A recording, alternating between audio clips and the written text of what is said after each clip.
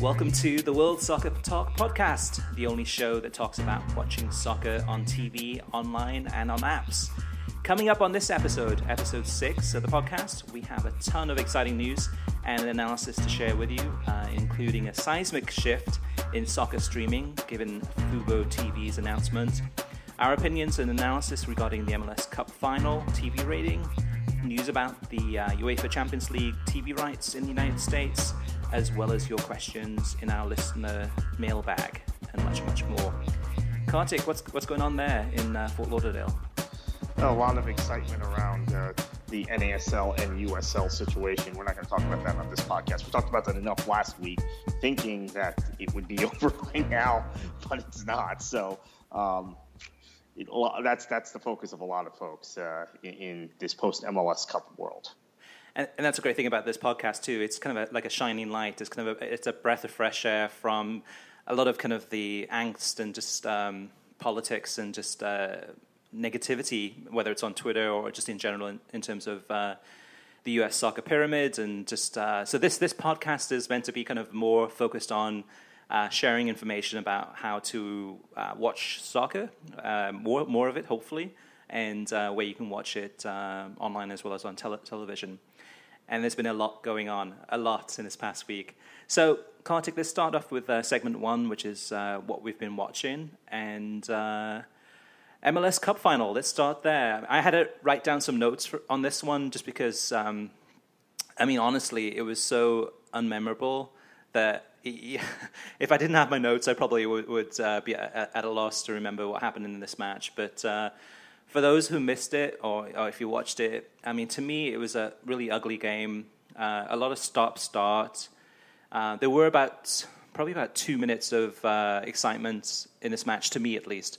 And that was, I think in the beginning of the second half, there was about 2 minutes of kind of back and forth, breakaways, end-to-end action. But after that kind of stopped and no goals went in, it kind of returned to kind of a very physical game. And then, of course, the save by Stefan Frei, incredible world-class save, and that was really, to me, the shining moment in this match. But other than that, really, it was devoid of much creativity and, sadly, a really poor advertisement for Major League Soccer. And it really looked like Seattle came to shut down Toronto, in particular Sebastian Giovinco. And it just resulted in a game of kickball, really. It was a boatload of fouls in a very physical game. And to me, it resembled a rugby match. Kartik, what do you think?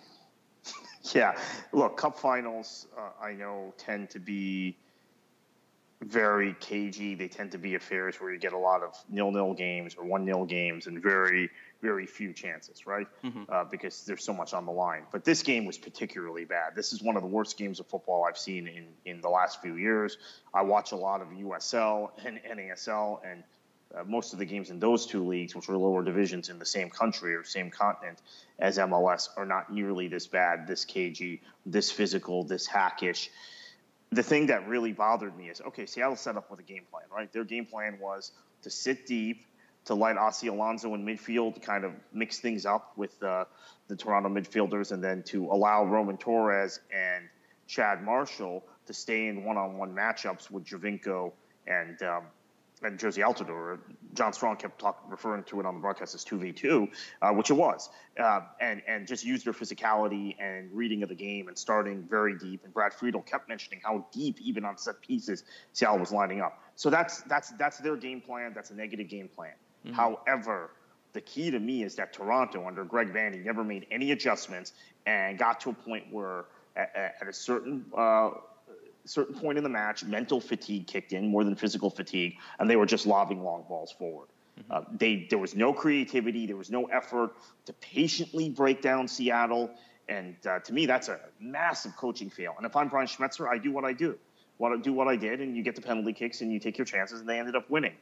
So I think it's a huge fail for Greg Vanney, huge fail for Toronto FC, and ultimately for Major League Soccer, because it shows that, again, you don't have the kind of creative players on some teams in this league, some of the top teams in this league, that you would on top teams in other countries. Now, had FC Dallas been in the final and Mauro Diaz fit, he's one of those guys. If the shoe had been on the other foot, Nicolas Lodero is one of those guys, right? If Toronto had been defending deep and Seattle had been trying to break them down. But Toronto does not have that player. Michael Bradley is not that player. Michael Bradley is at this point, I'm not sure what he is. I think his confidence is shattered, and he's a player that's going to need some major psychological rehab in this offseason and in the next U.S. camp, because he looks a spent force for me.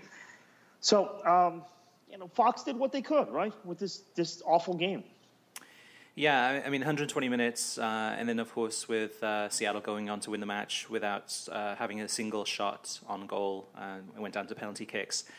And they did what they could. I mean, that's for sure. But it's just, unfortunately, it kind of sets the precedent, I think, at least for future finals, in that it may encourage teams just to kind of shut down the other team and play physical and get the win. And I agree with you regarding Toronto, and especially, I think, the latter stages of the second half, they seem to kind of get really just, they kept on getting knocked down and fouled.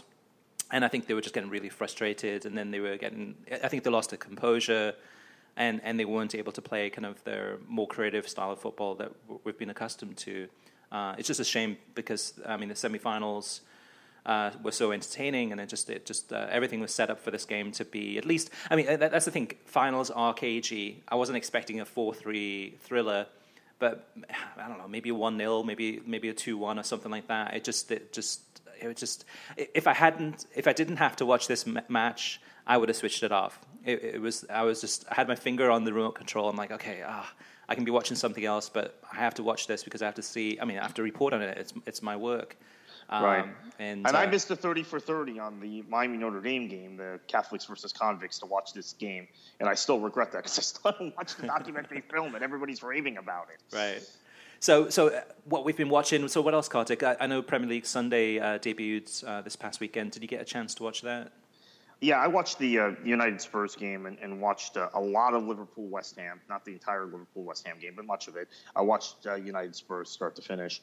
There was, I think it was subtle. I think it was very subtle, the changes, unless there was something that I missed in the morning at 7 a.m. when I wasn't up. I got up around 8:45, 8:30, had breakfast, knowing that the Spurs United game was starting at 9:15, and that was the main attraction of the entire weekend.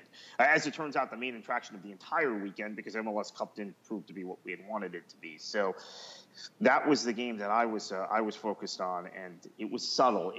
Premier League Sunday replaced Premier League Live or Premier League in the graphics, but it was just, it didn't seem like there was a whole lot to it. Now, maybe there are some more changes coming with NBC, or there are things I missed because I didn't get to catch Goal Zone, and I know you're going to talk about it in a minute, but I didn't watch Behind the Badge yet. Now, I have this all saved on my DVR and will watch it, but it maybe there was more Premier League Sunday references during those programs. Yeah, to me it sounded like, in terms of Premier League Sunday, it sounds like more of a campaign slogan or a name to put with it to make it easier to promote. So, I mean, previously, before Premier League Sunday, what would NBC say about Sunday's matches? Okay, guys, I mean, you don't have Super Sunday, but you've got Sunday's Premier League Live featuring blah, blah, blah, whoever's playing. But by saying Premier League Sunday, okay, now you know, okay, that's those kind of usually stellar matches, I mean, whether it's Man City, Arsenal, or whatever it may be. It's easier to kind of package it or promote it.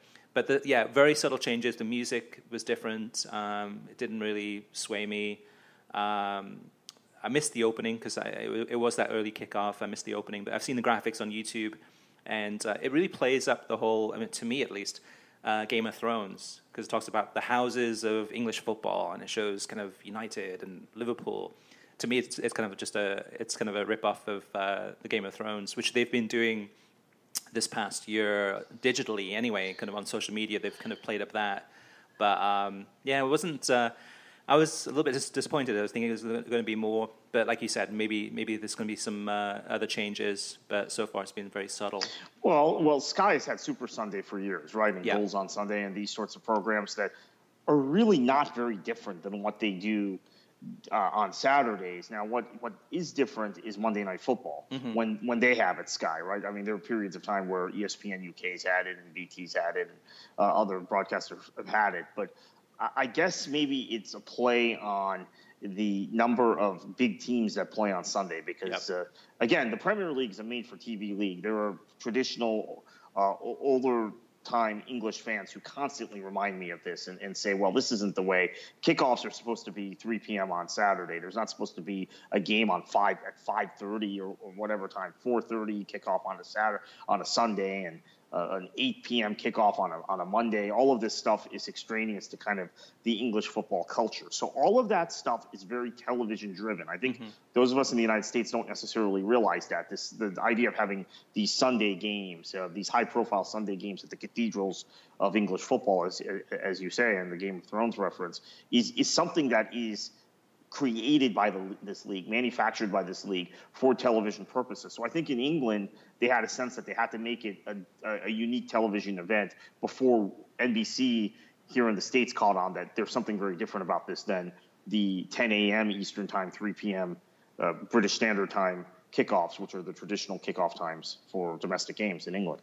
Yeah, you got it right there, Kartik. It's really about packaging those games. So like Monday Night Football, Premier League Sunday. It's just a way to package it, just to kind of compartmentalize it, and just easier for them to sell to advertisers, or easier to them to promote to soccer fans on social media or banner ad campaigns, wherever it may be. So in that way, it probably works for them, and it'll probably be effective. So you mentioned Behind the Badge. I did watch that episode 3 and episode 4, which is going to debut, I think, this Sunday. Will be the final episode of the series. Nothing really interesting in this one. Again, it was not very eye-opening, and I still look back and think, okay, the Palace one was so well done. This one's done well too, but it's just less interesting. For those people who don't know the history about Elton John and Watford Football Club, that will definitely be interesting. I lived through that, so I kind of remember it very well. But it was nice to kind of reminisce with that. But again, for people that missed the Elton John angle with Watford, that will be interesting to them if they haven't already seen it. But one more episode to go. Hopefully they'll continue this, because I haven't looked at the TV ratings to see how well they've been doing in terms of how many people are watching. But it definitely adds a lot of quality. Not just quality content, but perspective. It makes me feel a little bit closer to Watford in terms of knowing kind of behind the scenes how hard they work, and how much of a figure Captain Troy Deeney is. You kind of really kind of get a perspective on like how close he is to this team and how he works with the guys and the backroom staff, and he plays a pivotal role. Yeah, they made a long-term commitment to keep him at the club. So that's, and especially in a club that has so many foreign faces and so many guys coming in and out of that club constantly since the Pozzo family bought them. I think you get from the documentary a sense of Troy Deeney's importance as an Englishman, as the captain of the club, as a guy who relates to the fans. It's critical, and I think it's a good thing he continues to perform at a high level, because I think you get to this point eventually, and you're a Swansea City supporter with Gary Monk. At what point do you drop your club captain? Your club captain's a striker, so it's different than having a central defender or a right back as your club captain. If he's not producing, thankfully Troy Deeney is continuing to produce, because I think he's such an important psychological element of Watford Football Club. I would think even if he's not producing goals or helping create opportunities for other players, he's going to continue to be in that team for years to come for that reason, because otherwise it's a little bit of an unsettled situation when you see player in, player out. I know that they've highlighted that in Behind the Badge, different nationalities. Gary Lineker said something along the lines of 19 different nationalities, I think, in the second episode of the series. But it is an issue. There's no question about that. So you have to have a guy like Troy Deeney who's the glue, and that's the kind of figure that Palace doesn't have, right? And so it makes the documentary a little bit different than a Palace club, which the closest player they had to that, I think, was the Australian Jedinak, who was a fading force last season and is now playing for Aston Villa. So that they don't have that player that you can build stories around that is that connected to the fans. Maybe Speroni at Crystal Palace also is that guy, but he wasn't playing last season and isn't playing this season. Yeah, and then on Sunday I got a chance to watch the Roma Milan game, which was pretty eventful. Pardon me. It wasn't the greatest game, but I enjoyed watching it personally, getting some Serie A viewing timing there. And in Kartik, we had the midweek matches that just ended. So we were recording this on a Thursday, so with the Tuesday and Wednesday games from the Premier League. Any things to point out there? Yeah, I was curious and thought it went very well about NBC's decision to use Liam McHugh on the Premier League studio on Tuesdays and Wednesdays. When Rebecca Lowe's been unavailable in the past, they brought Steve Bauer over from the UK, or a few years ago when they still had MLS rights and still had the ability to use John Strong, who just knows soccer around the world like the back of his hand. You could throw him in at a moment's notice, and he provided he was in town, right? Provided he wasn't in Portland, flying in, having to fly cross country to Connecticut, but you could throw him in, and he could do a credible job. Liam McHugh is a guy who does Notre Dame football and does a lot of NHL and other sports on NBC, mainstream American sports. So I thought, okay, well, this may not go very well, right? And it seemed like he knows the league, or was really well prepared, was able to handle talking to Neil Ashton on his own 2 successive days, and was generally good with directing questions and the flow of conversation between Kyle Martino, and Robbie Earle. So this is something I think now you've got a mainstream sports personality, a rising star in the NBC sports family that has shown he's able to fill in and do spot duty on the Premier League. That's interesting. That may give Rebecca Lowe more breaks. This may also allow them to do some other things with her, and with Steve Bauer. Maybe Steve Bauer stays focused on match commentary, which he's very good at. I mean, I've thrown out the question to our listeners: do you like Steve Bauer better as a studio host or a match commentator? He does both, but should he stick to one or the other? And maybe the answer is he's going to be a match commentator, which he's done now 2 of these games the last few days, including the Everton Arsenal game, which I know you probably want to speak about. Yeah. The McHugh, I think it was on last season too. I think kind of in emergency spots, but came in a couple of times, if I remember correctly. And at that time, I thought he was a little bit too scripted, like almost it was too apparent that he was reading from the teleprompter. But the last few days, I think he seemed very natural and was able to fit in really, really well. And I mean, Rebecca's got a young child, a young baby, so I think it's good to kind of rotate. And in some ways, I'd like to see kind of some rotation there too with the 2 Robbies and Kyle, and have somebody else come in now and again just to mix it up a little bit. Yeah, I think this is a continuing thing. I mean,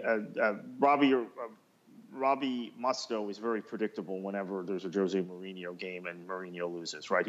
And I don't think his analysis is wrong, because his analysis matches mine. And I think people who are Mourinho fans, be they Chelsea fans or Real Madrid fans, I don't think many Manchester United fans are Mourinho fans, but they tend to just, even for me, predict, oh, well, on Twitter, he's going to say this and say that about me. And it's the same thing Mustoe says in the studio. But it's becoming kind of stale, right? Kind of predictable. So you want to get another voice in there somehow. I'm not sure who that person is. I think, and I know we're going to get to this in a little bit, but ESPN and ESPN FC continue to stockpile talent and analysts that maybe would be good in the Premier League studio. And it's... And Mustoe, of course, came from there. Mustoe used to do Press Pass on ESPN before they rebranded ESPN FC. The rebranding kind of coincided with NBC getting Premier League rights, ironically enough. I continue to do this, and midweek the conversation, the give and take between Martino and Earle was really good with McHugh facilitating that. I didn't feel the need to right away watch ESPN FC, and they're on my DVR, and I watched them later. But oftentimes there is the need for me to, after a Premier League match or after a a Premier League Monday, watch ESPN FC, or even watch the clips on ESPN FC's website, which have Steve Nicol or Craig Burley giving some basic analysis, some short version analysis of the Premier League games they watched, with them standing in front of a monitor without any highlights, because they're giving different analysis. I'm not saying better analysis, but different analysis than what we're hearing on NBC. Yeah.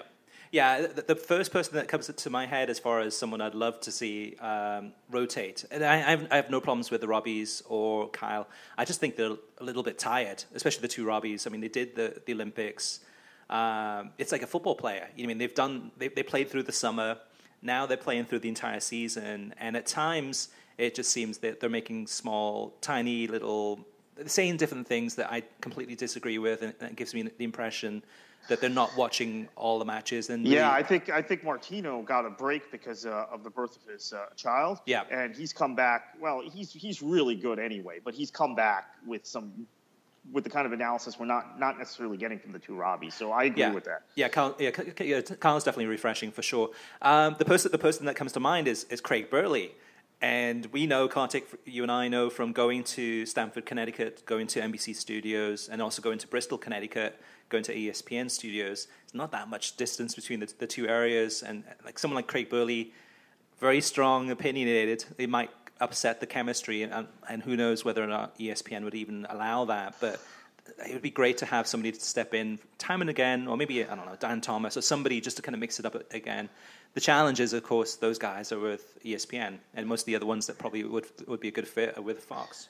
Nicol and Mariner say a lot of interesting things. Also, Steve Nicol and Paul Mariner on the air about the Premier League. I think Shaka Hislop's fantastic. He's the guy I would try and sign up. Well, Burley and Hislop are the two guys on top of anyone else I would try and sign up.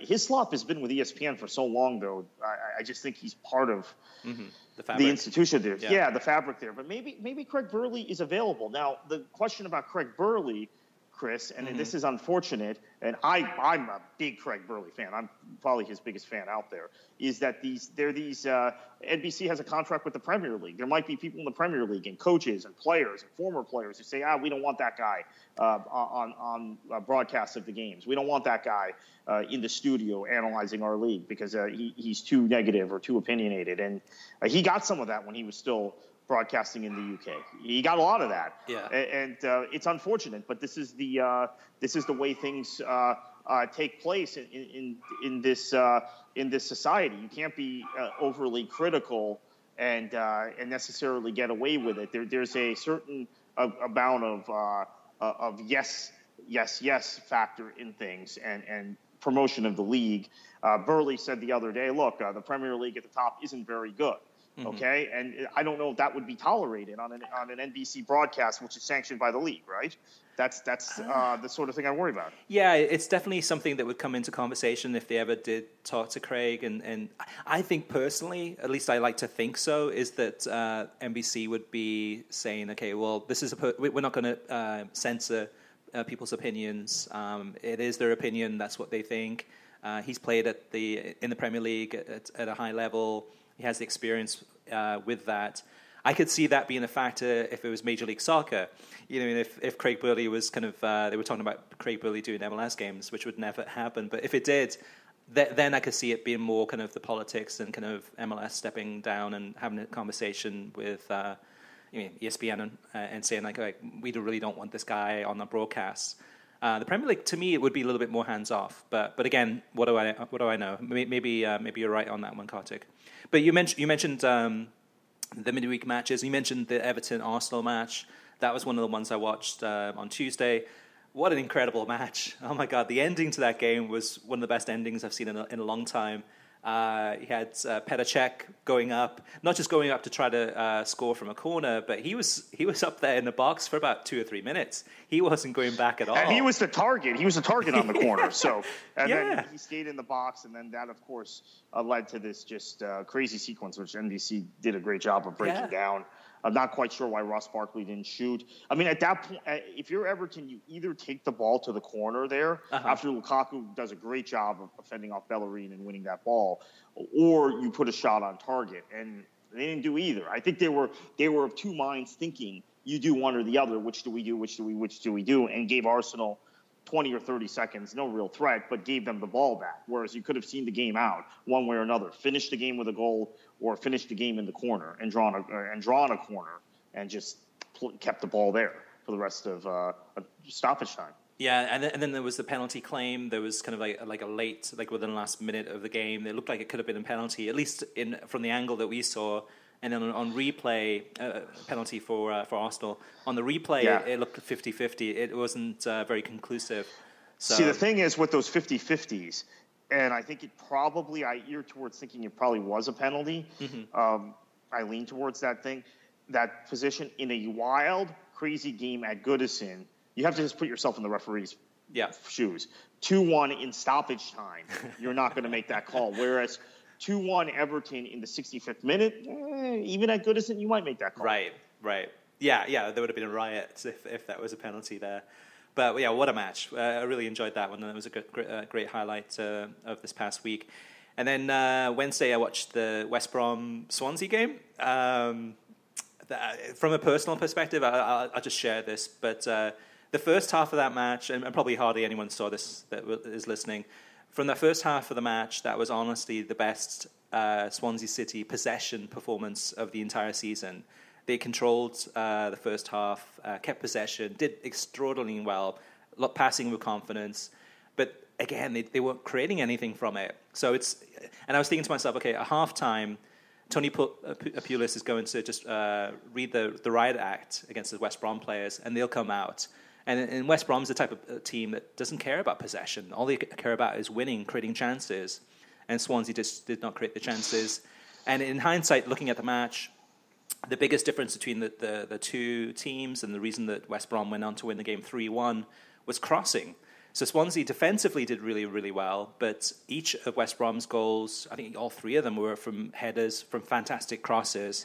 Swansea in the same position had probably half a dozen, if not more, crosses from Wayne Routledge and Jefferson Montero and Angel Rangel, and the crossing was pathetic. Every single cross didn't get into the box. Maybe this is a subject for a different show, but I think there is a stigma about Americans, right, and a stigma about American managers. And what I've noticed about Bob Bradley, and I don't know if he's reacting to the stigma or he just likes good football, but he's got a team that's fighting relegation that on paper will get relegated, right? They're one of the 2 or 3 worst teams in the league on paper. Yep. And he is trying to play football. He's trying to play them out of it, which is very different than what a Pulis or an Allardyce or most managers in that situation would do.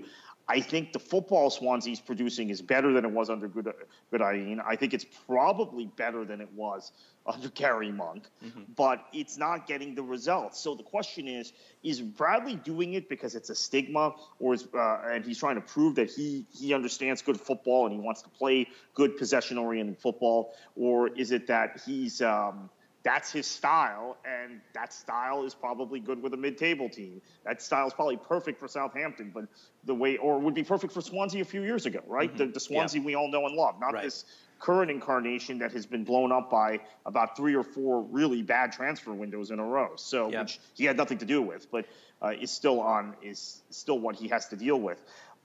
It's a very good question because I think at some point you'll have the NBC studio team. They're a little bit reluctant to get into the whole Bradley issue because it is an American and he's a pioneer and we all want to see him succeed. Especially you as a Swansea fan, but me also as American. I'm watching Swansea as closely as I'm watching any team in the league. The question is, does Bradley need to channel some of his inner Pulis or inner Allardyce? Because Swansea is trying to play. There's no question about it. And in this position, can you play out of this? David Moyes is not going to try and play out of this. He's going to organize. Bradley is trying to play. And you see that with even the reinsertion of Leon Britton and that sort of stuff. Yeah, it's a great question and a dilemma, really. From me personally, I have a lot of issues with people criticizing Bob Bradley. And actually, Robbie Mustoe in particular has been really harsh on him. He's been saying, like, hey, okay, here we go, Swansea again, making 5 changes. They can't make this many changes. They need to lock up the defense. And in the last couple of matches, actually, the West Brom one was an outlier, but in the last couple of matches, they've been doing better defensively. They won against Sunderland 3-0. But the problem I have is not with Bob Bradley, but it's with the players. Bob Bradley is setting this team up to succeed, has done extraordinarily well in terms of bringing some younger players in that got no playing time under Guidelin, and is setting this team up to succeed. But it's the players that are letting him down, whether it's poor crossing, stupid mistakes in defense. He's setting the team up to excel. The team is letting him down. But then, Kartik, it comes back to your question. Maybe now knowing that, maybe he needs to kind of batten down the hatches and figure out a way to not expose the team as much. But that's hard for a manager, though, too. I mean, especially with just a few weeks to go in a crucial period of the season. Yeah, and I think the thing that we're finding with Bradley's team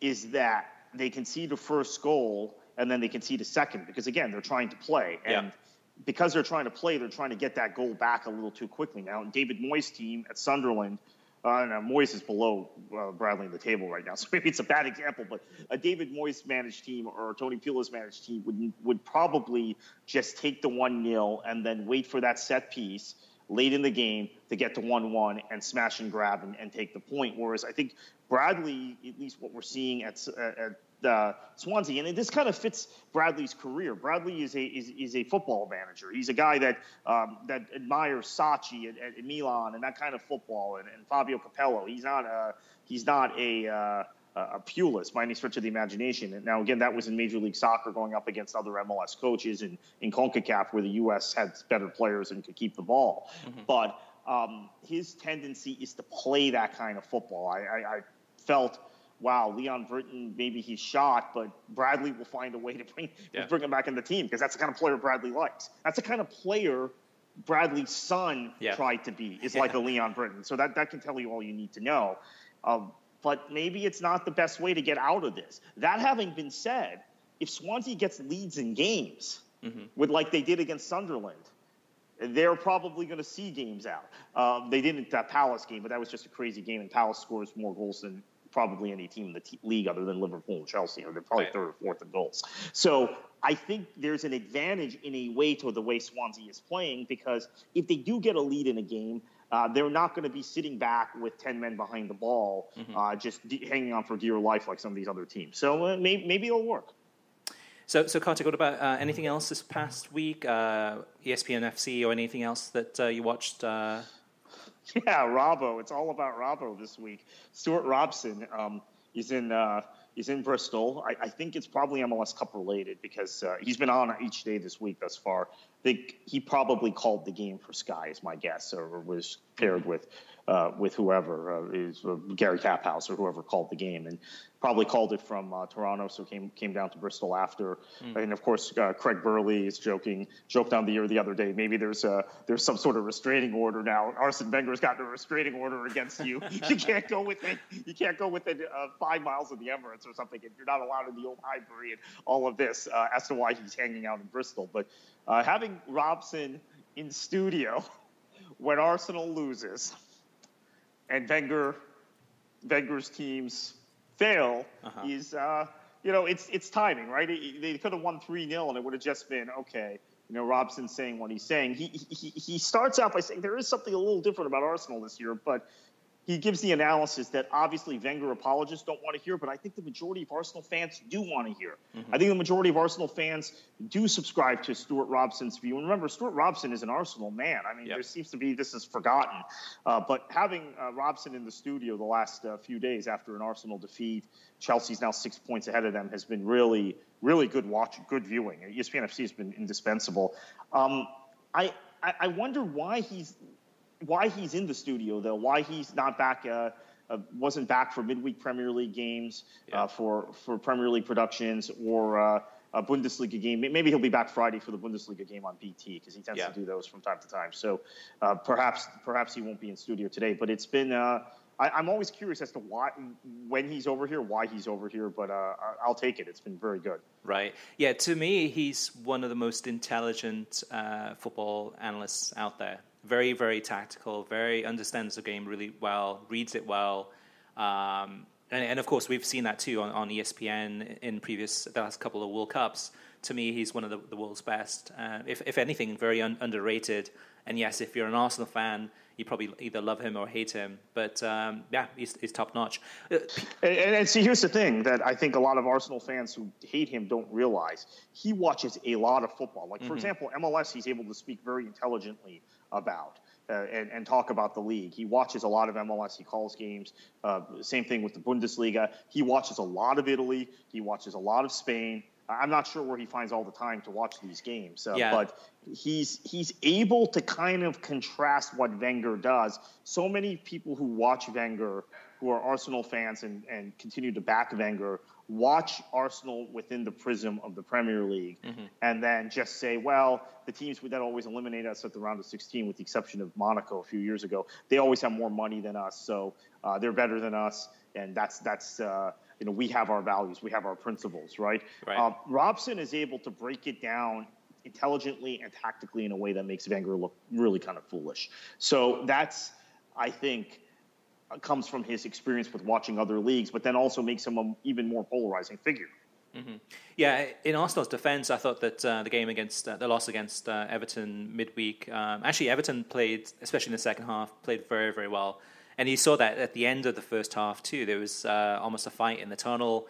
Everton were very aggressive, just trying to stop Arsenal from playing the game, just trying to, basically kind of disturb their rhythm. And it worked really, really well. I mean, other than Koscielny's defensive mistake, failing to cover Ashley Williams, that game could have ended with a draw, and Arsenal maybe could have got a late winner, perhaps. This is something that always happens in these games with Koscielny, is that he factors into the result, whether he's losing a guy on a set piece or he scores a game-winning goal or a game-equalizing goal on a set piece in stoppage time. So that was interesting, and I also have to say that tends to happen when I play against Arsenal on Football Manager too. Is that Koscielny? It's either his man that from my team that scores, and most recently I've been playing with Birmingham City, or he gets the goal that beats me. So it's a very funny thing. And then one last item in this, what we've been watching, which has been a lot of great football this past 7 days. PSG against Nice, which ended in a 2-2 tie. And I caught the tail end of that match. It was kind of a feverish end to the game. But did you get a chance to watch the whole thing, Kartik? Yeah, I saw this game. Nice got out to a lead, and PSG was able to rescue a point. On the surface, Lucien Favre may be unhappy that they gave up a lead. At the same time, I think you look at this and you say, well, they went to the Parc des Princes and they got a point. And this was the game which I think a lot of people thought, okay, Nice is finally going to get beat here by PSG and the league is going to correct itself. It didn't happen. So we're going into the winter break there, and Nice is looking good. And I think look, winter breaks are sometimes exaggerated. The winter break in France and Italy and in Spain are not the same thing as it is in Germany. So It's really a 1 week break, right? Yeah. But I think psychologically that Nice has been able to hang right at the top of the table with PSG and Monaco going into Christmas period, going into the new year is massive. And you've got a manager in Favre who overachieved at his last job at Borussia Mönchengladbach. Really overachieved with that set of players, got them into third place in the league, got them into Champions League, got the sack after a bad start the next season. Schubert kept them in Champions League, got them back in the Champions League. But really, it was his handiwork. You could see how he's able to get teams to overachieve. And I think Nice is, we're hoping that there is a situation where the French league becomes more competitive. Maybe Nice is it. Maybe Nice is the story this year if RB Leipzig falls off. Maybe they're the Leicester City. So that was an encouraging result. Yeah. You look at the Premier League, you look at Ligue 1, you look at the Bundesliga. It's definitely a lot more competitive at the top this season. So it's making it more attractive to watch. So that's always a good thing. So segment 2, Kartik, let's move on to the TV streaming news. And a huge announcement this week, actually on Wednesday, it was Fubo TV. And we talked about Fubo quite a bit in last week's show. But they've announced plans to add a bunch of channels from NBC and Fox, as well as NBA TV in a game-changing deal for soccer fans in the United States. It's game-changing because the amount of channels it's going to offer at what seems to be a really great rate. So just a high level, I mean, they've got beIN Sports and Espanol. They will have NBC in select cities, Fox in select cities, then NBCSN, CNBC, NBC Universo, USA. So from the Premier League perspective, that covers everything except for NBC Sports app. And they're planning on adding that in Q1 of 2017. All these channels, by the way, should be added probably it's looking like January, or at least most of them will be added in January. Then you've got your Univisions, you've got your FS1s, FS2, and the big one, this is actually a surprise, is Fox Soccer Plus, which is still alive, still kicking, but does offer a lot of soccer in terms of a lot of it is overflow, the games that can't fit on FS1 and FS2, especially during the FA Cup, but also Scottish Premiership, rugby, and other games too. I mean, Bundesliga games at times also. And then on top of that, you got Fox Deportes, you got One World Sports, and then you have the regional channels. So the Comcast Sports Network for your area, or NBC Sports Regional Network, and also the Fox Sports Regional Network. So for us, Kartik, usually it's Fox Sports Florida. We can get that. So depending on where you live in the United States. And that's a big deal too, because we've found, or we've seen with Sling too, especially in Champions League, is sometimes there might be a Real Madrid game or a Spurs game that's on Fox Sports Net, so your regional Fox Sports Network. But with Sling TV, depending on where you live, you don't have access to your local, basically Fox Sports carrier. So with Fubo, it looks like it's going to be that you'll be able to get those channels too, so you won't miss any of the Champions League matches. And then there's Telemundo on top of that. And then you have a whole slew of kind of entertainment and kids channels and the Big Ten Network, if you're an American football fan. And I mentioned the NBA TV. It's huge. And all of this stuff is coming out. It'll be $34.99 on the introductory offer. And then also they do have a smaller package. So if you wanted to get your beIN Sports and beIN Sports in Espanol, as well as Fox Deportes and the Univisions, you can get that for $14.99 a month. Or if you're currently a Fubo subscriber, from what we understand, is that the $9.99 a month package that you have now, if you stay a customer and stick with that, that will continue at that price for those channels. Just to let you know, one more thing too, we've put together a FAQ that goes into more detail in regards to when this is going to happen, how it's going to work, and all the channels and all the questions and answers, and that's on the homepage of worldsoccertalk.com. Kartik, your thoughts? Yeah, I'm excited about it. I'm a Fubo subscriber. I have the $9.99 package. I'm going to look at upgrading and looking at those FAQs, and it's pretty exciting.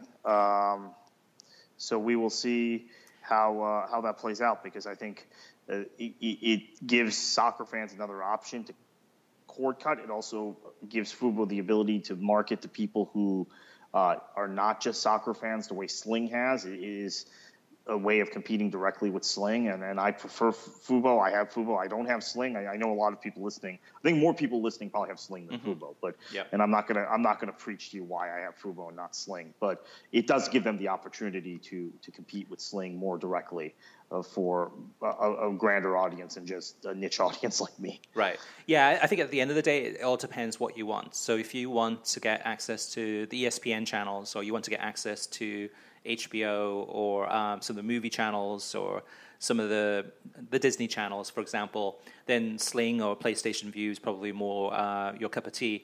But Fubo TV definitely is more soccer-centric. It started as a soccer streaming service and is now branching out into news, entertainment, and other sports. So depending on what you need, that could be a likely solution. But again, too, we've got a whole bunch of comparison charts too on the website, so you can kind of take a look and see which one's the best fit for you. But at the end of the day, it's more competition, and the pricing is pretty attractive. So it's an opportunity to hopefully, at the end of the day, get a better, get more for less dollars. So that's a win-win to me. Kartik, some big news over at ESPN this week? Yeah, Julie Stewart-Binks, who actually was the sideline reporter for MLS Cup, has moved to ESPN. She will be doing Soccer Sunday. Another branding thing, right? Soccer Sunday, or MLS Soccer Sunday on ESPN with Taylor Twellman and Adrian Healy and others.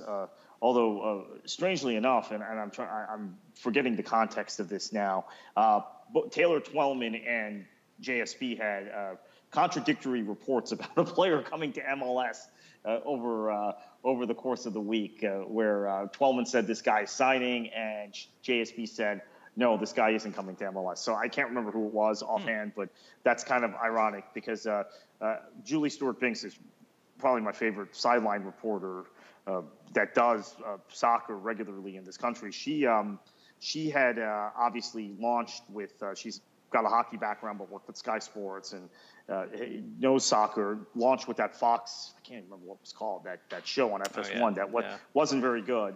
But there were sideline reporters who just interview players, right? And they just don't really provide very much. Mm-hmm. She provides analysis. She has her own sources in the game. She's able to kind of contextualize things and almost add a third voice onto a broadcast like she did with MLS Cup. So I think she can be very good compliment to Twellman and Adrian Healy if that continues to be the team that ESPN uses on MLS Soccer Sunday. So it's a fantastic signing. I think it's an all-star signing. Who Fox replaces her with, I don't know. Mm-hmm. I don't think they have anyone in the ranks that's quite as good at soccer as she is, but we'll see. Yeah, from personal experience too, we know how hard-working she is. She did the Women's World Cup and traveled throughout Canada, and she's a hard-working person. I mean, I know Kartik, I think she reached out to you for Copa America. She's reached out to me for prep on a number of games, yeah, because and there are other people at Fox have not. Mm-hmm. And I'm not saying I'm the encyclopedic knowledge of American soccer or soccer in general, but she prepares. She prepares very hard, works very hard, which I'm not sure everyone at that network does. I'll just leave it at that. It's a good move for ESPN. My only concern with this is that I just hope that she doesn't get pigeonholed as a sideline reporter. And maybe this is the traditionalist in me, but I do not see much benefit or much worth in having sideline reporters in general. Usually it's kind of the ads, it's like filler. You mean John Strong will switch over to whoever it is for some additional information. And most of the time it isn't enlightening, it doesn't add to the game, it's just a distraction from the commentary. So as a traditionalist, I don't like it. It's to me at least, it doesn't have much benefit. But maybe ESPN, maybe she'll have kind of more of a involved role and doing something different. And then maybe at Fox, maybe Rachel Bonnetta, maybe they'll try to take her from the digital side and move her over to the TV side. I think she could be a good fit there. But again, I'm not a big fan of soccer sideline reporters. Right. I mean, maybe Rachel Bonnetta it's funny. It's one Canadian for another swapping, but maybe that. But her shtick is a little bit different. I don't know that she quite can analyze or give the kind of insight as a sideline reporter that JSB does. Mm-hmm. That having been said, maybe Fox wants a more traditional sideline reporter, and as you've said, and I agree with that, I don't see that much value in that. The thing that makes Julie Stewart-Binks more valuable is that she gives a certain degree of analysis and perspective, chiming in with little bits from the sideline that you just don't normally get from sideline reporters. And again, that's because she understands the game and is really well prepared. So, I don't know. I hope she's not pigeonholed as a sideline reporter. I was assuming she would have a big role, but you're right. That's a concern. Hopefully ESPN is listening and they realize they need to involve her a little more, as we're suggesting. Yeah, it's definitely a good move, though, for ESPN and a good move for Julie. On to the next news item, and that's something that may or may not have an impact on the soccer world, but BBC and ITV, the two main channels in the UK, or the two main kind of network channels, are partnering up for a US streaming service. It's going to be called BritBox, and it's going to be providing a lot of content, a lot of programming from the BBC and ITV. What we don't know yet is whether or not that will include Match of the Day. The challenge with that is that technically they don't have the rights to show matches, streaming, even highlights in the US. So they might black out that programming, or they may not make it available at all. ITV also has a whole bunch of programming too in the UK, I think including the Champions League too. So it may not have any factor or impact on soccer in the US. Then again, maybe it will. Maybe we'll get some Football Focus or some shows like that you'll be able to watch on BritBox, which I believe is going to debut in 2017 at some point. Kartik, more news from the UK in terms of the business side? Yeah. Okay. I mean, I don't even know what to make of this. Rupert Murdoch is making another bid for Sky, and it's been talked about in the media the last day or two. And look, 5 years ago, 5.5 years ago now, his bid went up in smoke. There was massive opposition to it, not just among politicians and liberal editorial pages, The Guardian and The Independent, but just kind of universally. You can't allow that kind of consolidation of the media. He's launching another bid to acquire the stake in B-Sky B that he does not own, and I don't think it'll happen. I think the EU and the UK, well, the EU, of course, the UK is in the process, or is going to trigger the process of Brexit in spring of 2017. But I just don't think regulators at any level want to see this happen and are going to let it happen. So it is news. We will be talking about it, but I don't foresee it happening, and it's just something that Murdoch won't give up on. It's a strange one, though, too, because, I mean, basically they're part of the same company already. I mean, they're separate companies, right, but owned by the parent company owns Fox and owns Sky. But I guess Fox wants to, or 21st Century Fox or 20th Century Fox. But there are remaining shares in B-Sky B that are not owned by News Corp or Fox. That's true. So I think there are more shares that Murdoch or Fox or News Corp, however it's structured, own in B-Sky B than any other shareholder. Right. However, he wants to just he or Fox or the corporation wants to just control the entity completely, because there has been pushback in the boardroom against Murdoch and Murdoch's plans. And for those of you who follow politics, Sky News doesn't necessarily have the political bent of Fox News. It probably is more conservative than the BBC or ITV, but that's just not saying much.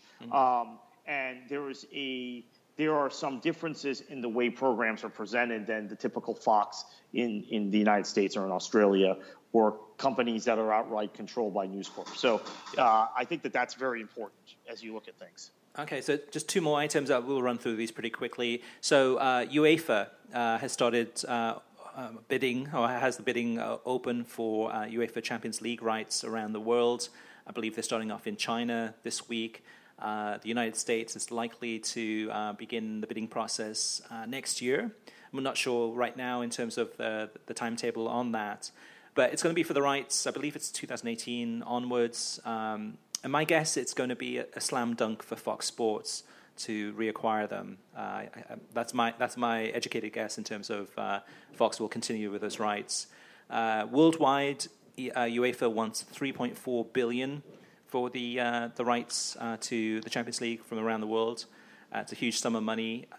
The big change actually for 2018, that from the viewers' perspective, is that they're going to actually show matches rather than the 2:45 kickoff and having all the games at 2:45. They're going to split it up, and they're going to split it up into games starting at 1 o'clock Eastern time and then 3 o'clock Eastern time. So you will be able to watch oftentimes kind of back-to-back games. Of course, there'll be other games on too that you might miss, but that does make it more friendly for the East Coast. I mean, you can take a late lunch, go watch maybe the first half of Arsenal PSG from 1 to 1:45 and make it back to the office on time. And then, Kartik, last but not least, Sports Business Daily. So one of their chief writers there, John Urand, has predicted that Amazon will get the US streaming rights to the FA Cup, which are currently held by Fox Sports. And John, it's almost interesting too. I don't know if this is a prediction or if this is like an inside tip in terms of some of the information that he has gotten. But that will be interesting with Amazon Prime or Amazon Prime Video if they were able to acquire the rights to the FA Cup. And I know Amazon is pushing and trying to get into that space. They're trying to get as much on Amazon Prime. Man in the High Castle, by the way, debuts, I think, second season today or tomorrow. For those of you who are Amazon Prime subscribers and like that show, and I like Philip K. Dick, the writer, that is something they're trying to do. They're trying to compile and accumulate properties for Prime streaming, and we will see if they get the FA Cup. It's kind of a potentially exciting development for those of us who love the FA Cup and would like to see more exposure and more availability for it on video. So we'll see what happens. Yeah. That could be that could open things up completely. So let's move on to the next segment, which is TV ratings, and of course the big one from this past week was the MLS Cup final. Kartik, do you want to share with the listeners, for those who missed it, some of the numbers that came out of this one? Yeah, 1.4 million viewers on the Fox network over the air. Fox affiliates around the United States. Household TV rating was basically a 0.8. Which means that less than 1% of the households in the United States watch that game.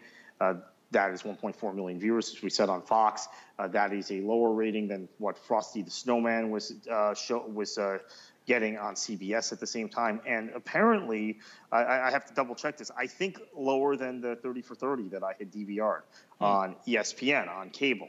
So that's not particularly good. Mary Poppins movie, it was 4 million, right? The Frosty the Snowman. Yeah, CBS. On CBS, and I have to check that 30 for 30, but I believe it might have been more.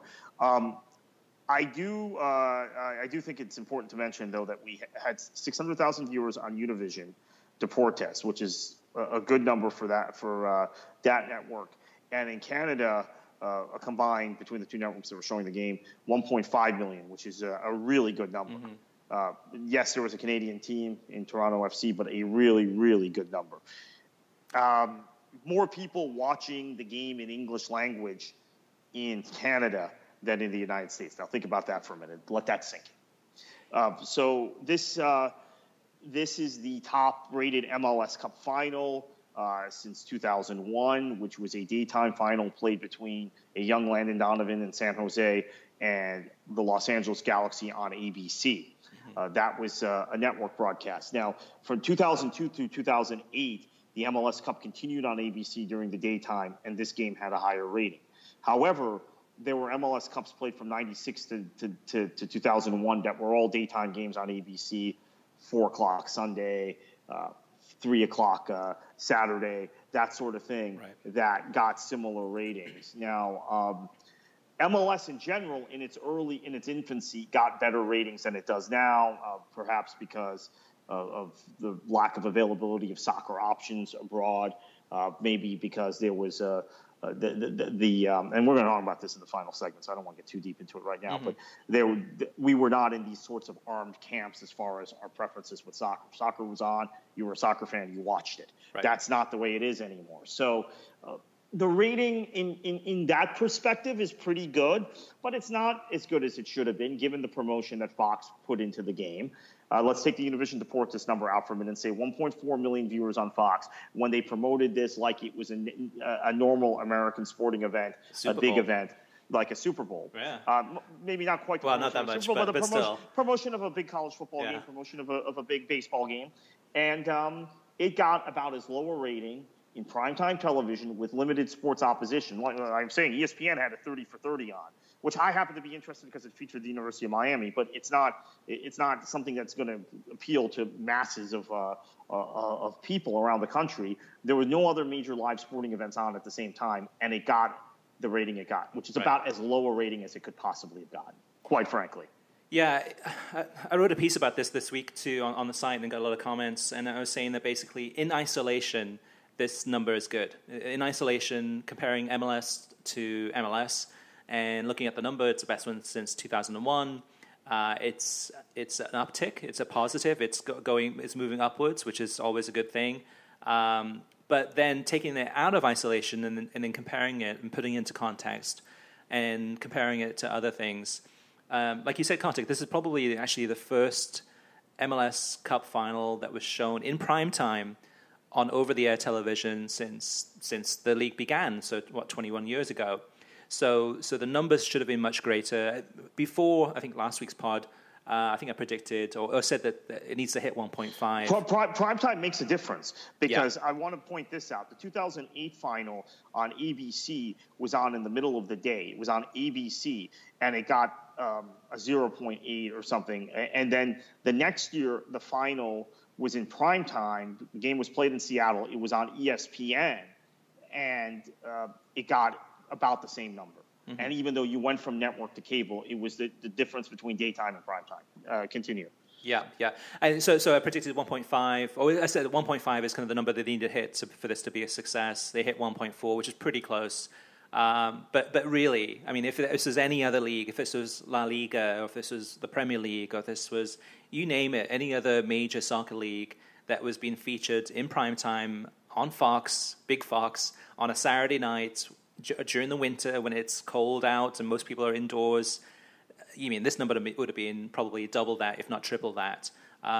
In comparison to, I mean, there was on CBS earlier that afternoon, there was the Army-Navy game.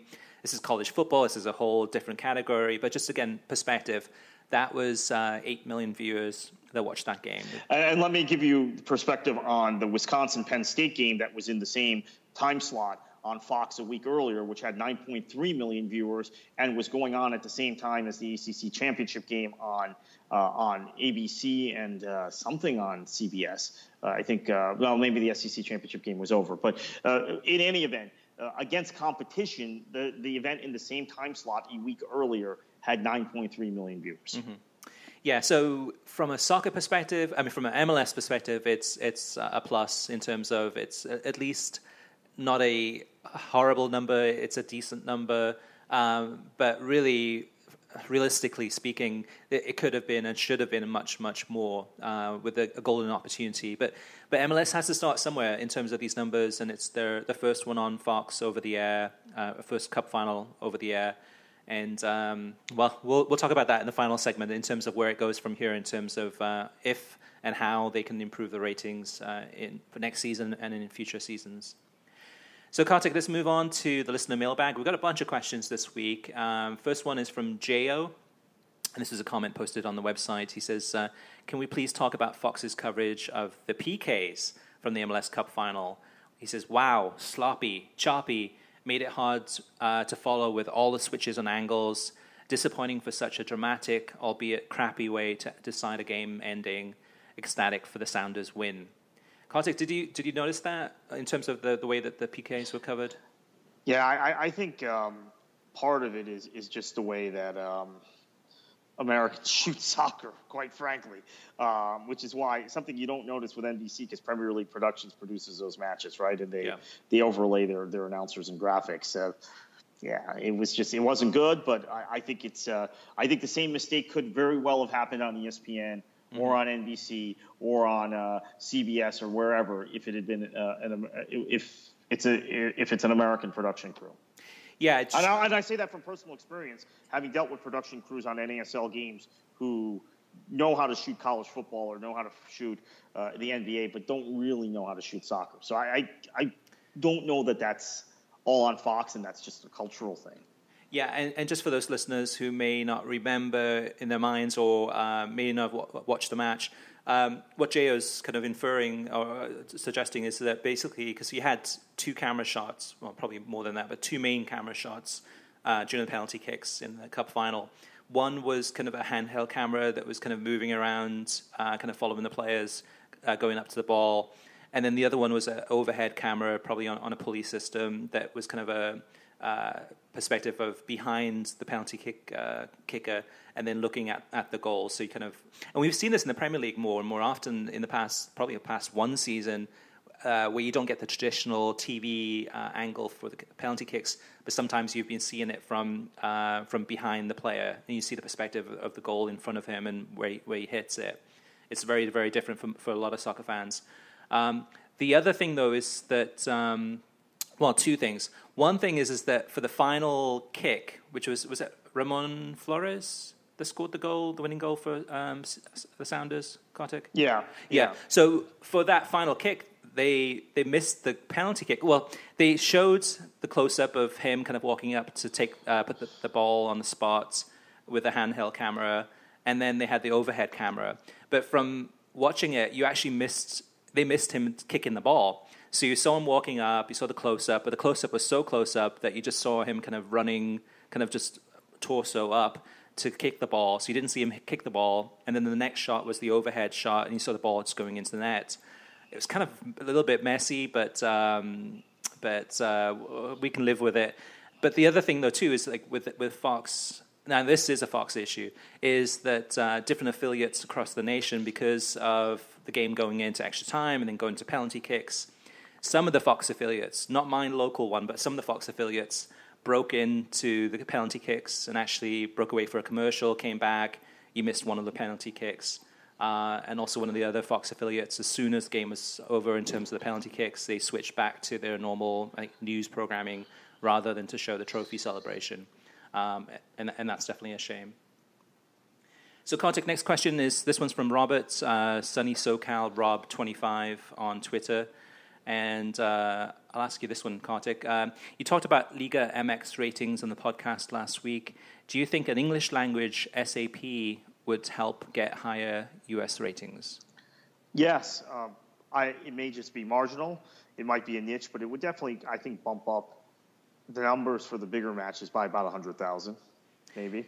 And that's now, is that a worthwhile expense for Univision or for Telemundo or for TV Azteca, for whoever, if Fox Deportes, if they're getting 2 million viewers a game or 1 million viewers a game, you're just bumping it up by 60,000 or 100,000. It may not be, but I think it would help it. But the cost benefit analysis would have to be done by those networks. Yeah, definitely. And the other thing, though, too, is like whether or not they'd be able to do it. So we've seen in the past, and this is going back 2 or 3 years, maybe 2 years, ESPN started kind of, I think for one season or half a season, showing Liga MX games on English language television late at night. Right. It was usually like 11 o'clock or so. They bring on a game. Right. It was usually Dan Thomas calling the game with Shaka. Yeah. Familiar voices for us. Yeah, and I think there's definitely a growing interest, or it seems to be, in Liga MX among English speakers in the United States. And to me, at least, ESPN pulled the plug too soon. I think there's an opportunity there for Liga MX to kind of, especially late night soccer, maybe on a Saturday night when there's no MLS games on national TV, to be able to kind of grow that audience. But going back to Robert's question about Univision, I guess the question I have, though, is whether or not that's allowed. Who owns the English language rights to Liga MX? And I'm actually going to Univision tomorrow, Kartik. I'm going to go to meet with them for a couple of hours to talk about their plans for 2017. And then Robert, that's one of the questions I'll ask him about, is in terms of who actually has the US English language rights to Liga MX in the US, and whether or not that impacts whether or not Univision could, if they wanted to, do an English language SAP where someone could listen to audio of an English language game of Liga MX. So I'll find out the details, and I'll probably report on that, if not on the website, on the pod next week. Now, Kartik, this one's from Scott, a regular listener, and he's from McAllen, Texas, and this is just some feedback. He says, after hearing the viewer numbers in the US for the Liga MX Apertura semifinals, I have a question. Aside from the CONCACAF Champions League, could the MLS boost their numbers by some type of tournament or competition with the Liga MX, something like the old Superliga, or possibly the MLS Cup champion versus the Apertura champion, MLS All-Stars versus Liga MX All-Stars? I believe there is a lot to be gained off of the United States and Mexico rivalry, but I am no expert. I talk to Liga MX fans here, and they are always excited when the two leagues meet. I really enjoyed the USL segment last week just because we have Los Toros here. Kartik, your thoughts? Yeah, right, and Scott has RGV in town, Rio Grande Valley team. which is affiliated with the Houston Dynamo, by the way, who were kind of the star American attraction in those days in Superliga. I think it boosts ratings temporarily, but I don't know that it gets the kind of buy-in from Mexican-American audiences that you get, that you're going to get for MLS, that you need for MLS to really kind of grow the TV product long-term. So that's the issue. But I do think Soccer United Marketing is working on something like this. So I think it's probably going to happen. I think there's some sort of repackaged Superliga is coming back. Yeah, and that was the hope for the CONCACAF Champions League, though, too, is that you'd have, the biggest teams in Mexico and the biggest teams, some of the big teams in MLS competing and getting record TV ratings. And really MLS did extremely poor in terms of, for the most part, in terms of, not beating the Mexican teams and not making it competitive. Right. So...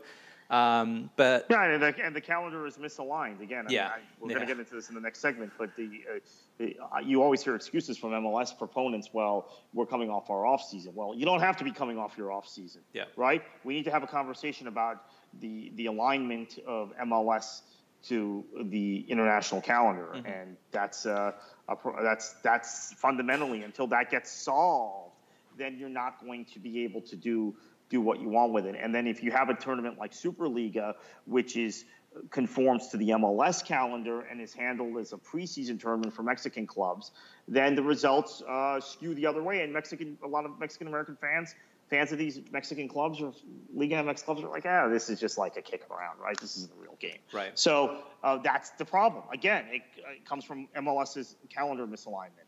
Yeah, and I think MLS would be it'd be in their best interest to really align more so with whether it's Mexico or South America rather than Europe in terms of acquiring players, DPs, and bringing through some of these stars into MLS system rather than some of the aging stars from England and Europe.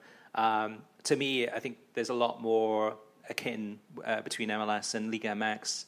There's more opportunities there to kind of help MLS, I think, than kind of the European side of things, where there's, a lot of Europeans don't like watching MLS, and again, we'll get into more about this a little bit later.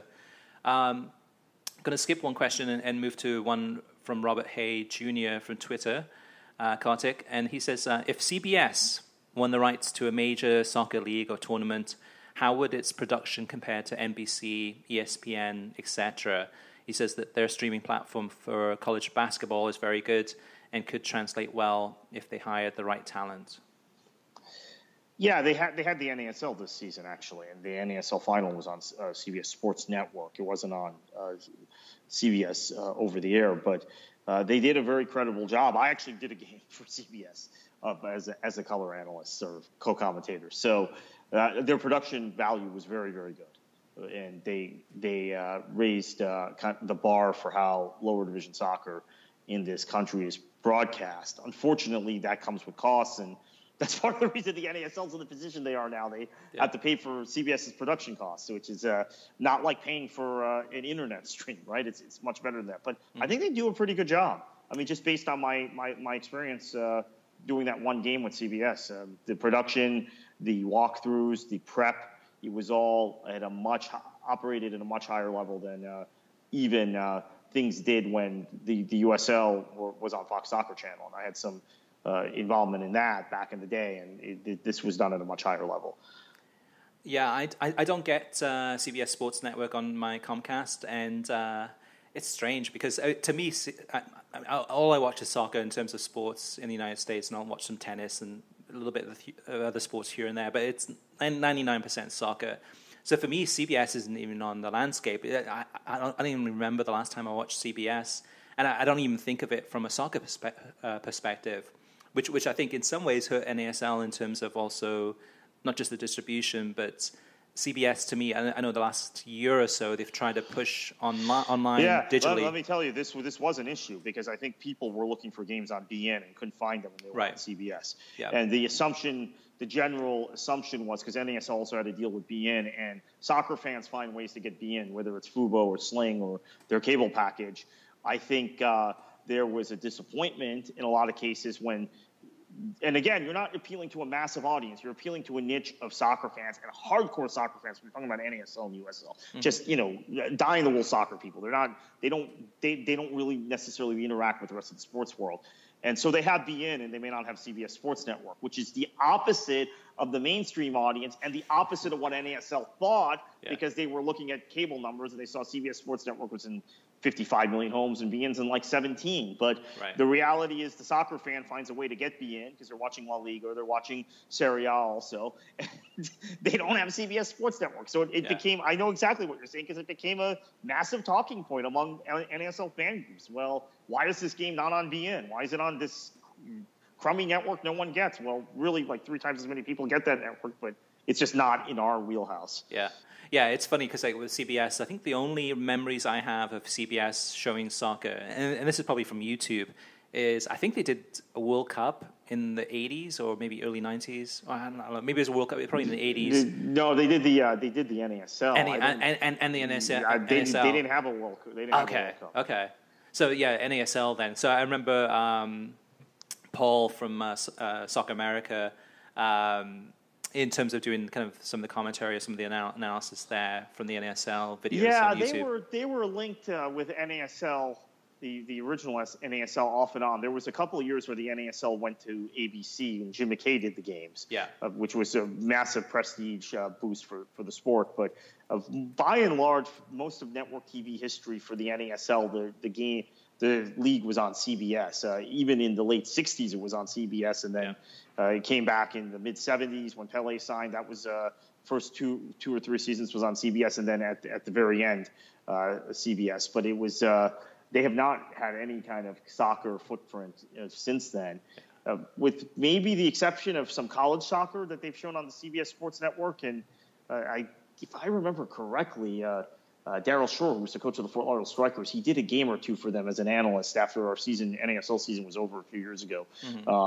The college soccer games that they had, the conference tournaments and such. So they've shown a little bit of college soccer, but NASL was their kind of first high-level or pro club soccer experience, this season's NASL package since the 1970s. Wow, yeah. Which just goes to show in terms of, like, it's strange really when you think about it. I mean, NBC, Fox, beIN Sports, ABC. I mean, are major players in soccer in the United States, and CBS is not really. I mean, other than the NASL games here and there, is not even a player at all. And Paul Gardner, is who I was thinking of as far as the YouTube videos from back in the 80s, kind of him doing some commentary there. That's how far back CBS goes with soccer, at least on my kind of wavelength. So one more question, Kartik, and this is from Jamie F. on Facebook. He posted it to facebook.com/World Soccer Talk. He said it would be amazing to see your site or podcast do a technical comparison of the streams on the different platforms. He says, I just recently spent a couple of weeks trying Sling and then PlayStation View on a fast tower PC with plenty of internet speed, watching it in my browser on a 50-inch 1080p TV. Sling was unwatchable for sports due to freezing. PlayStation View was watchable, but still noticeably stroby during fast action. The picture on both seemed blurrier than my cable, and so he says maybe some research into how good a visual product it is for the price. I ultimately bargained my cable company down near the PlayStation View price and kept cable, but I'm open to switching in the near future and keep up the good work. So thanks, Jamie. I think actually that's a great idea to do almost like a lab test to kind of take your Sling, PlayStation View, take your Fubo and Yip TV and Fox Soccer to Go and all the other platforms and do kind of a side-by-side comparison in terms of picture quality and kind of speed and kind of basically all the kind of the check marks, which ones are in HD.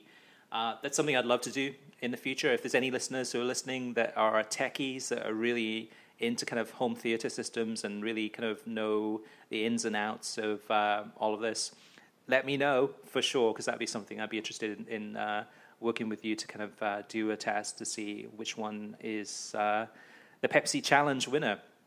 So if you have any questions at all about anything that we've talked about on this podcast, or anything in particular in terms of watching soccer on television or online, send us an email to web@worldsoccertalk.com.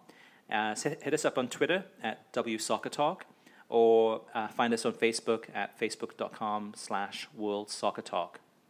Kartik, our last segment of the show this week is our featured topic of the week. And this one's what MLS needs to do to change or improve TV ratings. And I understand that we'll be posting a story from you probably today, Thursday, on worldsoccertalk.com that goes into more detail, that gives your kind of analysis and insights in more detail. But kind of high level, I wanted to kind of ask you what your thoughts were in terms of how it can change TV ratings and improve them, if at all possible.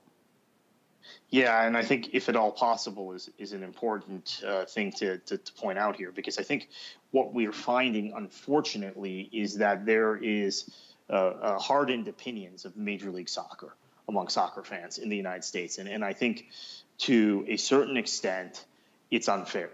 I think to a certain extent, you're talking about a situation where the league has been defined. So MLS proponents go to the mat. They watch every MLS game on national television. They are cheerleading. They push back aggressively against any critique of quality of play, any critique of the way the game is presented, the announcers, any of that they push back against. And then you have a camp of American soccer fans who have personal preferences that just don't really match what MLS provides. They're into club football instead of franchises. They're into promotion and relegation and the traditional way the game is organized versus the way MLS organizes it, or the way the game is organized in the United States. And they then make judgments about the quality of play and judgments about the relevance of MLS games and the importance, and even basically say, well, there's no incentive for players to perform well. There's no incentives for clubs to produce players. It's all a sham. It's mixed soccer, for lack of a better term. And then they won't watch MLS under any circumstance. And they will sit, many of them, on Twitter during MLS games critiquing a product that they're not watching. Okay? But then the flip side is the people I mentioned at the outset are people who will defend the product that they're watching, even if the product is substandard. So basically, MLS has no room to grow. I mean, the pool of soccer fans doesn't grow in this country every year, but then those soccer fans just kind of split into those two camps. And there are people in between, like me. I think both arguments are. I like watching MLS, and I also like critiquing MLS. Okay, and I think my personal preferences are not met by MLS. Mm-hmm. I side with the kind of Euro snob camp, if you want to call them that, or pro rel camp on that. But that isn't going to stop me from watching the top league in my own country and watching a league made up largely of American and Canadian players who I have a personal interest in seeing do well, and cities where I know soccer fans and I want to see them have success. That's not going to stop me from rooting for those guys at the same time as I make some of the critiques that the other people are making. Mm-hmm. But my point is, I think the attitudes are hardened, and short of going out and finding a way to get mainstream sports fans to watch MLS, which MLS has continuously failed to do over 21 years, and any attempt to win over those audiences is doomed to failure. They're not going to be successful. And I want to point out one quick thing and then get your thoughts. There is this view that MLS's quality of play is not good enough to appeal to that mass audience. That is probably true, although I think it's a little bit unfair because the quality of play in general is better than people give it credit for. Certainly not that final, but in general. But I think there has to be a recognition, which there isn't among the MLS critics, that if you are involved in watching the sport, that you are involved in the sport outside the European Union, it is very difficult to construct a high-level league that fits people's preferences at this point. We have immigration laws in this country. It's difficult to get. We have foreign player limits. It's difficult to get 20 or 25 guys on a squad the way you are looking at the Premier League and how it's structured. And who knows how the Premier League is going to be structured after Brexit. Because of the Bosman ruling in the European Union, you have free movement of labor, which is the principle under which a lot of people who voted for Brexit voted for it. They're tired of immigrants, right? Right. They're tired of people coming in and taking jobs in the United Kingdom.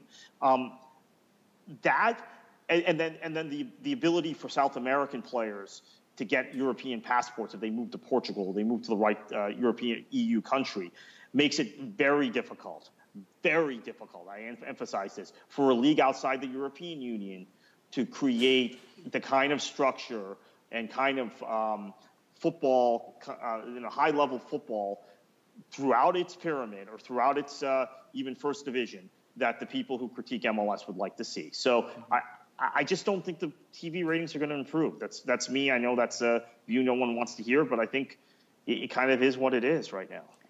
The other challenge too is that the MLS Cup final next season is going to be on ESPN. Well, either ESPN or ABC maybe. I mean, so the opportunity. I don't know that they'll put it on ABC. Yeah, probably. So it's probably ESPN. So the likelihood that the MLS Cup final next season, no matter who's playing, is going to be lower, just because ESPN's in a lot fewer homes than Fox is. But yeah, I like your point too, Kartik, in terms of the two camps, and completely agree there too, where there's the kind of the hardcore MLS fan who's doesn't like criticism and is very, very okay. MLS is a great league. It's a growing league. I understand that. Then there's the other perspective on the opposite side, which is the camp that said, okay, I just don't like MLS, and then I don't watch MLS. I'll go out of my way not to watch MLS. I like the Premier League, La Liga, Serie A, whatever it may be, Liga MX, South American leagues. It doesn't have to be European leagues. My thing is that there's that gray area, that camp that's in the middle, is actually much bigger than MLS thinks or understands. And that is the area that I think is the greatest opportunity to go ahead and actually grow the ratings. And I think MLS can do it if they confront the issue and make changes. Now, whether they're willing to or not, they seem very stubborn. They seem kind of stuck in their ways, and they'll make slight changes, but they want to keep it their way. But I don't see them going that way. But that includes me. That's someone that's given MLS a lot of opportunities, has watched MLS games, wants to kind of get to have a team to watch and follow and watch the league more. But oftentimes, and it's not the standard of quality of play, and it's not pro-rel to me. Those are two factors that, it would be great to have pro-rel. It's not going to happen under Garber. I don't think it's ever going to happen, but it's not going to happen under Garber. Yes, it'd be great if the standard of play increased, but I don't think the standard of play is that bad, other than the MLS Cup final. But we've already talked about that. But the gray area really is the way that the league is structured, and that is that for the most part, the MLS regular season is effectively meaningless.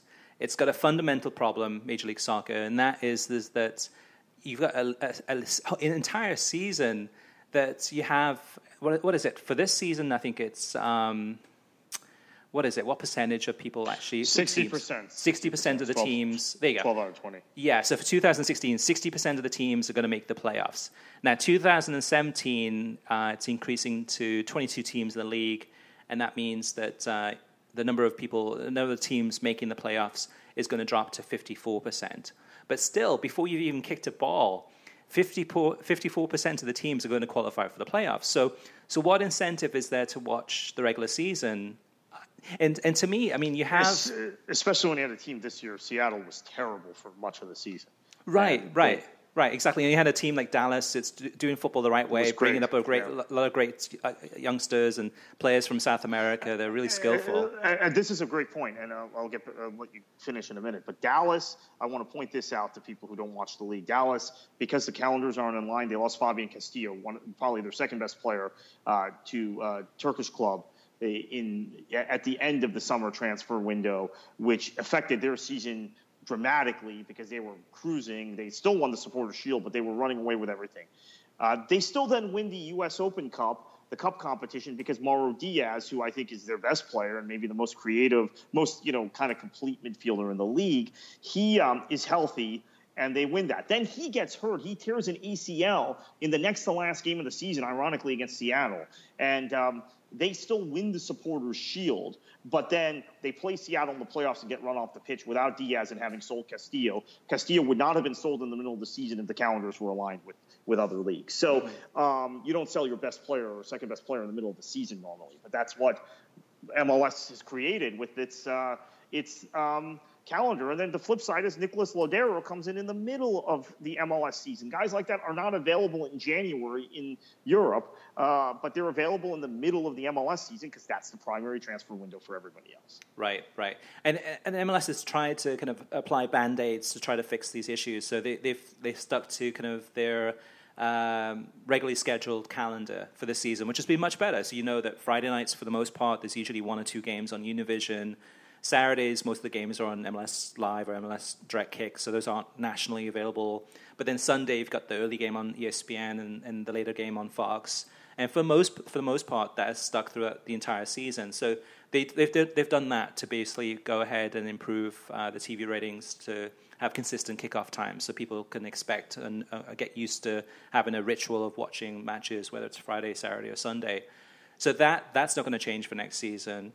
But there's that big, huge gray area where people have given MLS a chance before, have watched it and thought, like, why am I even bothering to watch this? Because, this game is practically meaningless. You had Grant Wall, who's one of the biggest MLS cheerleaders on Fox, and he said that too. He tweeted out, I think, last year, saying he can't think of a meaningful reason why fans should watch a regular MLS season game. And that's such a huge portion of the season. Imagine if you took the 22 teams in 2017, put them into a single table, had each team play one home game or one away game against each of the other teams, and just did it in terms of running a title race and see which team ended in first place. And then after that grueling season, rightfully crown that team MLS Cup champions. And then maybe postseason, maybe then, so those teams that qualified, maybe the top 6 or top 8, you put into like a US Open Cup and have those teams then compete against the other teams that have made it through to that stage from NASL or USL or PDL, and then compete in a US Open Cup kind of postseason and give US Open Cup kind of more featured and kind of bring it up to speed so that people can watch more, and then have a US Open Cup champion that's crowned in, say, early December or late November. But to me, that's the area that MLS needs to focus on, is give us a reason why we should watch the regular season to tune in, and where each game is meaningful, where it's, win or lose, you're watching those games to see who becomes champion, rather than a contrived system with the playoffs, and then you have a team like Seattle that makes it all the way through to the final and wins, and is MLS Cup champion crowned by playing ugly football. Yeah, I get that. I think, though, if you don't have promotion or relegation, you have to have as many teams in the playoffs as possible, honestly, because there's no relevance. There's no incentive to watch a regular season game if only 4 teams make the playoffs, because the problem is, and maybe there is on television, and you pick TV games, you have more flex scheduling, and you pick TV games based on who's in contention for those 4 spots. But in a lot of the MLS markets, now there's not much correlation between attendance and results in smaller markets, second-tier markets, and then also in the lower divisions of U.S. soccer. There is a huge correlation between attendance and interest and television ratings and success of teams and relevance of games in the larger markets. So you either have to have 12 teams making the playoffs to keep people in New York, Chicago, Los Angeles, in Philadelphia, the really big markets, San Francisco, San Jose, interested, or you have to go to promotion and relegation. Now, I prefer pro-rel, but they're not going to do that. Mm-hmm. So I think this is a double-edged sword. This is part of the reason why I don't think they can improve ratings, because then if they drop the playoffs to 4 or 8 teams, there are dead rubber after dead rubber after dead rubber, probably in major markets, which then depresses attendance. It may not depress television ratings, but it depresses attendance. And MLS becomes an even bigger laughingstock, because what we've seen is MLS is successful in places like Seattle and Portland and Orlando and Kansas City and Salt Lake City, but it's not really successful in New York, LA, Philly, or Chicago. And I know people will say, "Oh, the LA Galaxy's been very successful." In terms of their market penetration in Los Angeles, not really. They haven't been very successful. They have good attendances, but there's a niche of fans who watch them. Check out the television ratings for MLS nationally televised games in the LA Basin, or check out the ratings for LA Galaxy games on national television in the LA Basin when they're playing, let's say, Orlando or Salt Lake, one of those teams that has that kind of following, and you'll see that the number in Orlando is higher, the number in Salt Lake's higher than it is in LA. So they have a problem in big markets. I think ultimately a lot of this stuff stems from their problem in big markets, and their poor TV ratings stem from their problem in big markets. Yeah, but looking at the TV viewing numbers, though, for the 2016 season of MLS, the average viewing audience for the playoffs and the conference finals, except for the final, so basically the playoff system, was less than the average for the regular season. I think that's calendar. Again. Yeah. Part of it's definitely calendar, but I think part of it, too, is just that... I don't know. To me, the whole playoff system, I just don't believe in it. And it's either get rid of it completely and just have kind of a regular MLS champion, or if you do want to keep teams involved where, even if the top 12 teams, like you said, still have an interest, maybe those 12 teams then move on into US Open Cup and play in that tournament, and that gives that more prestige into that cup, which it needs it, rather than putting them then... Or you create another cup. Or you create a third cup or second cup right after the season. That's exactly, possible. like a league cup. Basically kind of a league cup system where you have some incentive for those teams to place high. Even if they don't win the league, they can go on and play in a kind of a final 12 tournament that decides the league cup champion. And basically the Open Cup is like equivalent to the FA Cup, essentially. So, so to me at least, I know... So MLS can improve TV ratings in the US, but it needs to change, and I'm not confident that they will change. Which one thing I think is going to be interesting to see is Atlanta, which is a big market. They've had an NASL or USL club for years, but they've never had an MLS club, and it's been kind of an indifferent lower division market, basically because it's a huge market. I mean, they hosted the Summer Olympics for heaven's sakes. They got the world's busiest airport. It's just a huge place that has never had a Major League Soccer club. They are coming to the league next year, and they're doing things in a very European/South American way. Darren Ailes, late of Tottenham Hotspur, who took Damien Comolli's job at Tottenham when Comolli went to Liverpool, director of football. He's running the operation there. They've hired Tata Martino as the head coach, former Barcelona, Argentina national head coach, a guy who has no coaching experience in the United States. I want to see how Atlanta United brings in this big TV market that maybe the ratings are going to be higher and people are going to be more interested in general in Atlanta than they are in New York, LA, Chicago, or Philly. And then two, I want to see if that kind of club that is clearly very ambitious and is thinking on a global scale and is competing for players. We've already seen this in a couple instances, competing for players with European clubs and South American clubs, with the likes of Arsenal, et cetera, as has been reported, will shift some of those fans in the middle to saying, yeah, maybe I'll at least watch this team. Right. But I think though that it doesn't fix the root problem. So I'm very confident. No, it doesn't. I'm very confident that Atlanta will do well attendance-wise and will create a great buzz in the city. Regionally, in terms of regional broadcast, they'll do well. But on a national TV basis, again, if they're playing in a league where 54% of the teams will qualify for the playoffs, why should the nation bother watching that league when they could be watching La Liga or the Bundesliga or Liga MX, where it's a lot more competitive and more meaningful in terms of trying to win the championship or trying to win whatever it may be.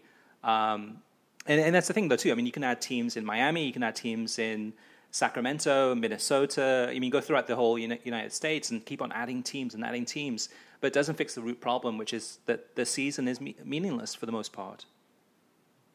Yeah, and that's right. And for some reason, Mexico has gotten this balance correct. And they have an even longer playoff tournament than Major League Soccer does, but they're able to keep their TV audience throughout. And maybe it's because their regular seasons, they've split their seasons, which perhaps this is something NASL was onto, because NASL has done it now for the last 4 seasons, is splitting their season. And that adds relevance to games. Although I have to say my critique of the NASL, and I've been very, very vocal with this, is that by splitting the season, if you have a couple bad results early, you're out of it. And this isn't like Europe where you have all this kind of built-up interest in clubs. and being mid-table in your league is respectable, and you're fighting relegation. It's almost like the games don't matter if you lose your first 2 or 3 games in the NASL spring season and you just retool for the fall. So there has to be a balance that's struck, but maybe the Mexican split season is what allows people to maintain their interest in their regular season and a ridiculously long playoff tournament, a playoff tournament that sometimes is as long as 2 months. Right. And I think from where MLS is standing right now, they're probably looking at all these expansion teams coming in, and plus the other teams coming down the pike, and looking at these, $100 million, $200 million fees to join the league. And that's really, I mean, they're seeing growth there. They're seeing great opportunities and a lot of wealth coming into the league. But from the TV ratings perspective, I mean, that's one of the true barometers in terms of how MLS is doing, not against other sports leagues, but more so against Liga MX or Premier League or La Liga. And La Liga is actually coming pretty close to getting close to the average MLS number. And this is a league that's on, beIN Sports and Espanol. It's not on Fox. It's not on ESPN. It's not on Univision. And of course, La Liga, for the most part, is carried with Ronaldo and Messi and Barca and Real Madrid. But Atleti numbers are increasing. So there's a lot of people that are listening and watching those games when they could be watching MLS games, but they're choosing not to watch MLS games. Why is that? Why are the numbers poor or disappointing? And to me at least, it's the system that they have set up, the way that it's played. If they want to stick to that, numbers will continue to decrease. Yeah, I think attitudes are hardened again. I think people have made a judgment. A lot of newer soccer fans have made a snap judgment on MLS, and they are not willing to embrace it. And there are people, I have to say this is important, and this is something to flush out in the future. There are people who watch NASL who don't watch a minute of MLS. They have complete contempt for the league, and they'll be watching La Liga. Like I said earlier in the show, all these NASL fans I know have beIN Sport, and they have Fubo packages and Sling packages to watch soccer abroad, but they don't watch Major League Soccer. Yep. The one thing on the Sling packet, on the Fubo package, they won't use is Univision Deportes, although they might use it for Mexican Liga MX or various other things, but they will not use it for Major League Soccer. And so there's a certain core of domestic fan that has been turned off by the corporatism or the corporate behavior of Major League Soccer. So I mean, they're just splitting the base, the pie, which is not. Again, soccer is a niche sport. I know people cite World Cup ratings and ratings for those sorts of things, but it's not that's a once in every 4 years, or the Euro final, that's once every 2 years. It is a club football in this country continues to be a niche sport. And you're splitting that niche in 2, 3, 4 different directions based on some of the choices that Major League Soccer is making. And also, conversely, by the biases of some of the people watching the sport in this country and their intolerance towards anything MLS does. So that's why I don't think there's a solution, honestly. I mean, we could bandy about this forever, and I just don't think it's going to change. I think there is a solution. I just think that MLS is not willing to go down that path. I don't think it's pro-rel, and I don't think it's necessarily the standard of play.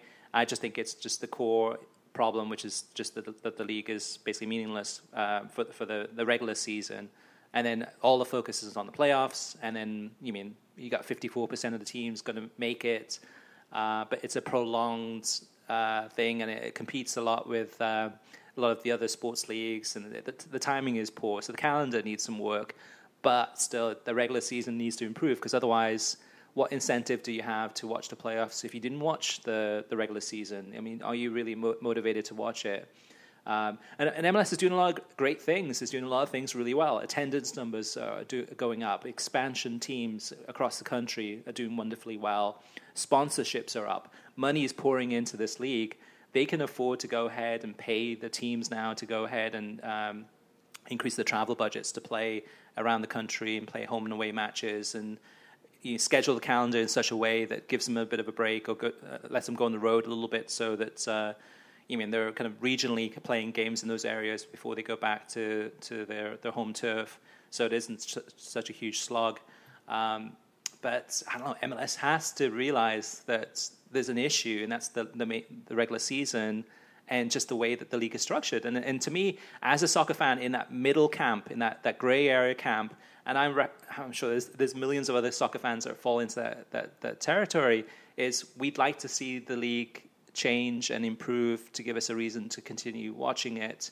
Otherwise, it's just like, it's why bother? I mean, why not just tune in for the playoffs or for the semifinals and just watch those exciting matches then? Because for the rest of the year, we can watch all these other leagues that are a lot more authentic and meaningful. So, Kartik, that's I'll probably end it there if that's okay. But we've got a lot of great discussion today, and I'm sure you, the listeners, probably have your opinions too. So definitely send us feedback, whether you agree or disagree or have some other viewpoints or some other ideas, or if you think we're kind of way off path and that MLS will improve TV numbers in the future or not. Send us your feedback at web@worldsoccertalk.com. You can also hit us up on Twitter at WSoccerTalk, or on Facebook at facebook.com/WorldSoccerTalk. And Kartik, I'll give it over to you. Enjoy your football.